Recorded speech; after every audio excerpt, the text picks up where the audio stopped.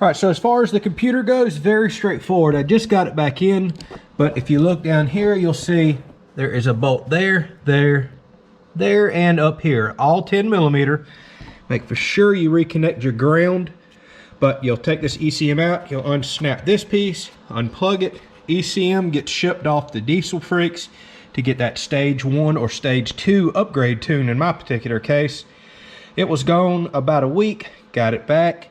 Literally plug it back in. Make sure this is plugged in really good. Mine actually wouldn't start up from the get-go. Told me I had a no fault data. I called Wade. He was real quick to tell me you weren't making contact in here, so I unplugged everything, seated it in really good, and made sure I heard a snap, and sure enough, we're up and running. So I pulled it in the shop because part of the stage 2 upgrade is what's called a boost valve. This right here is your boost valve. It just causes you to build a little more boost than factory. So we have a couple rubber hoses, a few clamps, and you'll notice the boost valve has arrows on it that goes toward the wastegate. There's some instructions in here. It's going to be almost impossible to see down in here. So hopefully you can see right back in there. That right there is your wastegate. And you see the little rubber looped hose right there. We're going to remove that. We're going to be very gentle because that wastegate has got a plastic nipple on it, and the instructions say be very careful, that could actually break. So we're going to remove that little hose clamp on it, make a cut into the rubber to try to separate it so we can ease it off of that nipple. We don't want to break it. We no longer need that hose because now we have to add longer hoses since we're putting this in line. Basically, we're going to make a big loop. I'll show you as soon as I'm done. All right, so it's going to be really hard to see the boost valve installed here, but I'll try to get the camera down there. All right, so you see the kind of bluish color boost valve right there, the way it hooks up to the wastegate, and kind of has to make a big loop down there now because we've added more stuff. 2 pieces of hose and the valve itself. Very hard to get down in there and work and tighten the clamps. Took quite a while, but eventually I got it in.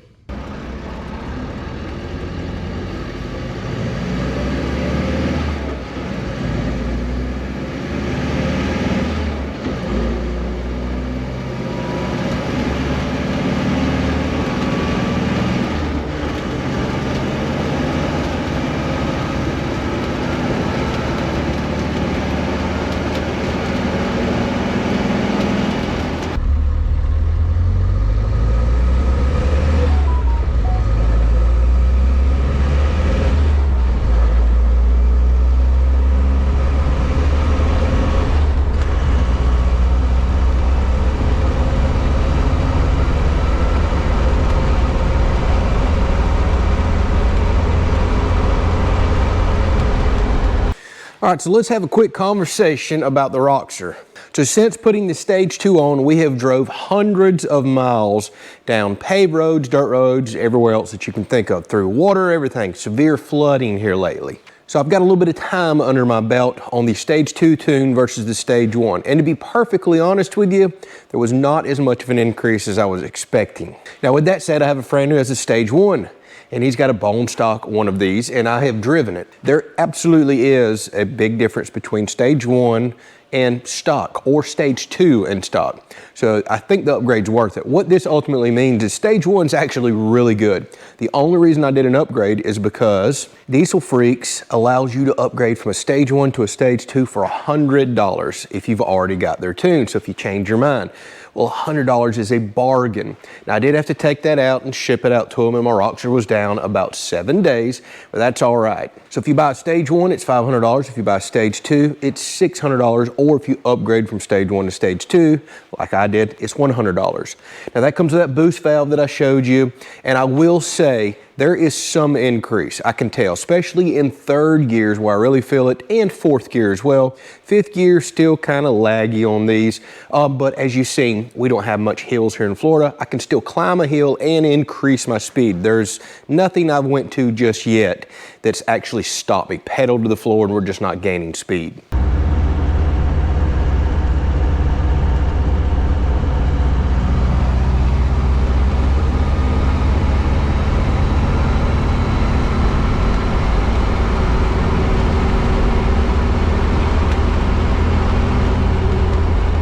Now, where I did really notice is like third gear, for example.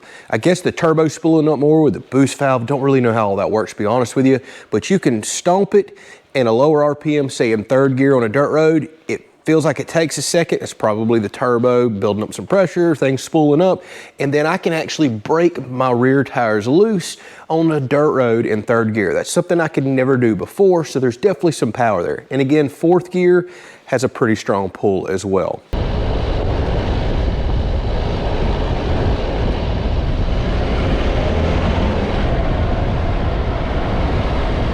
So ultimately, if you're looking to upgrade from a bone stock one and you don't know if you want to do stage 1 or stage 2, honestly, I don't know what to tell you.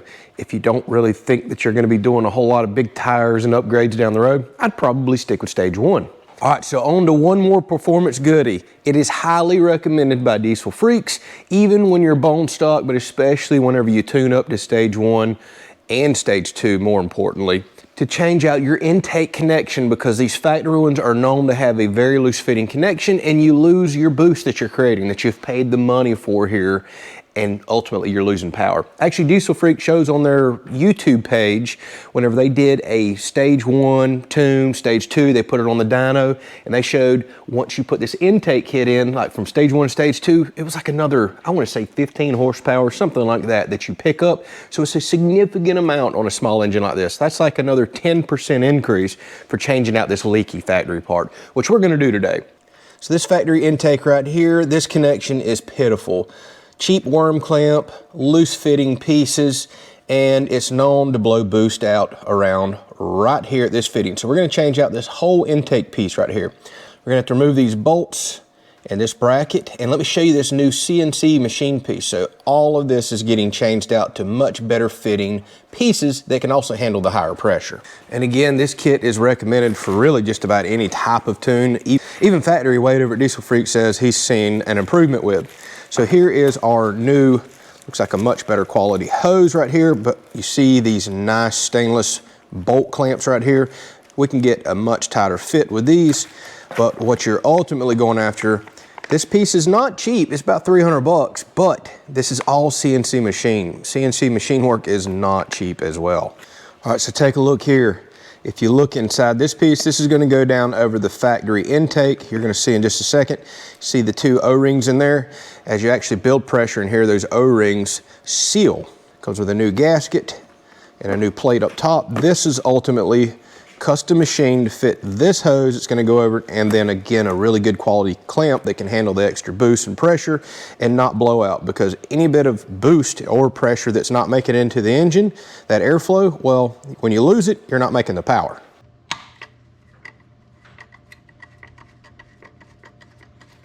All right, so if you take a look at this piece right here, that is your grid heater. That will need to go back in. You can see there's a nut and cable on either side. We may have to disconnect those in order to kind of move some pieces around, but we're going to be removing this bottom piece off of it, it appears, and the top you've seen came right off. But that actually heats the air whenever you're starting, so you can get warmer air into the engine for an easier and better start. You see there is a gasket on top that we will also be removing because the new piece came with new gaskets.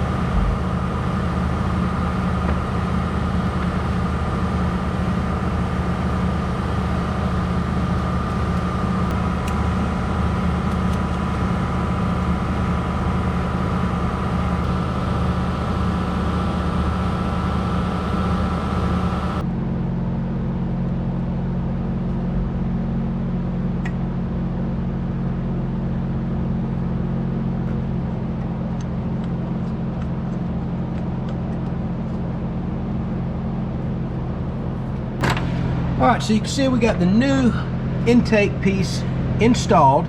Took me a little bit to get this bolt back in because it's such a tight fit, but I got it.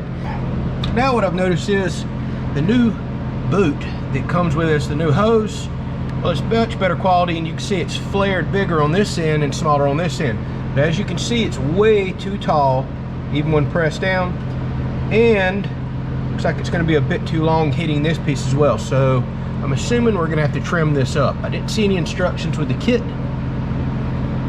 so we're going to have to take probably about an inch, maybe ½ inch off either side. We're going to cut nice and slow, cut a little bit off at a time until I can get all this to line up where I need it. So you can see what this new kit gets you, that nice flared, much longer piece right here, because here's the factory one. That's what the hose was clamping to.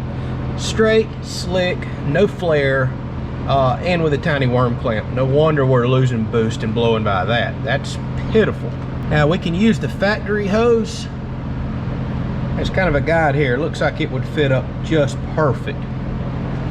So we're going to trim this one down to this size.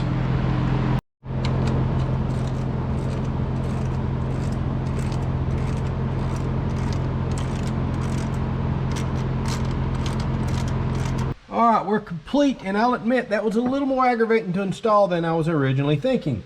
So the main lookouts, one, these clamps are really hard to get back around this rubber and back through this, you know, little hole right here to put the nut on. And I felt like I had to take them loose because I had to manipulate, get this rubber on. It was kind of difficult, and the bands were getting in the way, so I took them completely off, put them on after the fact. So I had to fight that a little bit. No big deal. This bracket right here, had to take it to the bench and put a bend in it 2 different times because I could not get that bolt in down there because the bracket was not sitting low enough no matter how hard I pushed down on this. So a couple little slight bends in the bracket, wound up getting the hole lined up where I needed to be. Again, not a big deal. What was a little more aggravating was I had to take all these bolts loose right here because this pipe really needs to move in order to put this on. And there's another big clamp over here. So this clamp right here clamps around this tube. Had to take this bolt out, had to take another bolt out underneath, and there's 2 bolts way down there that you pretty much cannot access. See them down there? Really all that needs to come off in order to give you some freedom of moving the pipe, as well as this pipe that comes off and goes to your EGR right here. I would probably disconnect that next time as well. Don't lose or mess up that gasket.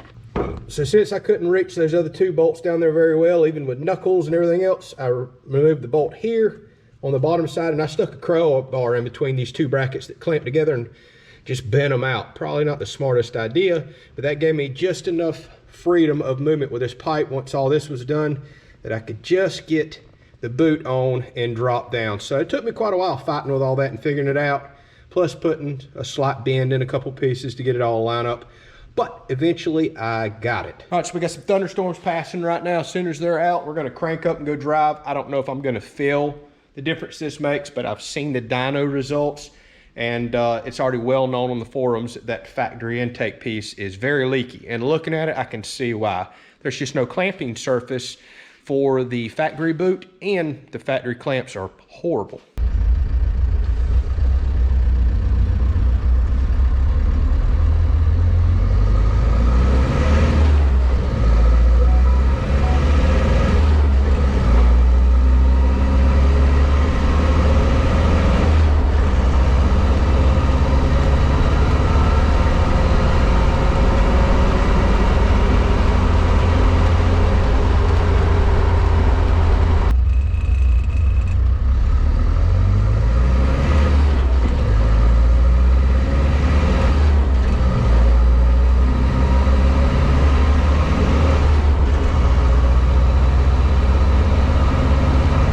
All right, y'all, we got our stage 2 tune in, our boost valve over there, and our intake kit. So final thoughts. So word of advice, I tried to order a computer off of eBay for one of these so I could have a factory computer. I kind of wanted a backup, and so we could ride while we mailed this off. Well, my computer come in, looked brand new, would not start the vehicle. Thank goodness eBay gave me my money back. So stay away from those, by the way. So I couldn't run a factory tune in here to give you the results. But again, my friend has an identical model, identical year to this, but he's got the small factory tires and wheels on there.